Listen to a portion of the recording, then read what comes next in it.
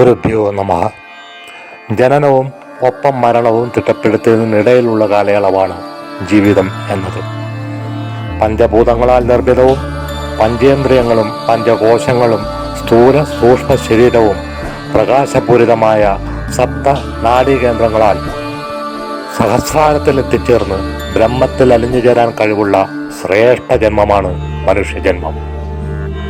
എന്നാൽ ലൗകിക സുഖഭോഗാദികളിൽ അകപ്പെട്ട് നൈമിഷികമായ ആനന്ദത്താലും തീരാത്ത മോഹത്താലും ദുഃഖത്താലും നിരാശയാലും ക്രോധത്താലും ആത്മാനന്ദം അറിയാതെ മരണം പുൽകുന്ന കേവല ജീവിതമാണ് നിർഭാഗ്യവശാൽ മഹാഭൂരിപക്ഷം ജനങ്ങളും നയിക്കുന്നത്.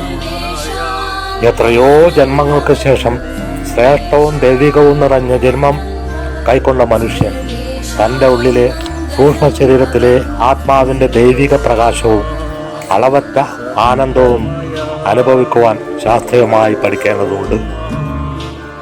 സുഖശീതളമായ കാലാവസ്ഥയും പ്രകൃതി രമണീയവും സസ്യലതാദികളാൽ സമ്പുഷ്ടവും ഗൃഹാതുരത്വമുണർത്തുന്ന പ്രത്യേക ധ്യാന കേന്ദ്രങ്ങളാലും അനുഗ്രഹീതമായി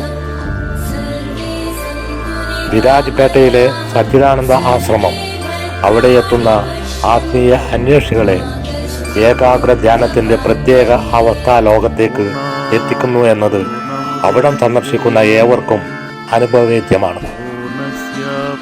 മനസ്സിൽ അന്തർലീനമായ അശുദ്ധി അകറ്റി ഉപബോധ മനസ്സിനെ തിരിച്ചറിഞ്ഞ് കുണ്ടലിനി ശക്തി പരമാനന്ദം തിരിച്ചറിയാൻ ശാസ്ത്രീയമായി യോഗ ധ്യാന നിർദ്ദേശങ്ങൾ നൽകി നയിക്കാനും അനുഗ്രഹിക്കാനും ശ്രീ ശ്രുതിലയം ഗുരുജിയുടെ സാന്നിധ്യം കൂടി ആകുമ്പോൾ അത് ഇതുവരെയുള്ള ജീവിത രീതിയെ വഴിമാറ്റി പുത്തൻ തലങ്ങളിൽ എത്തിക്കുന്നു.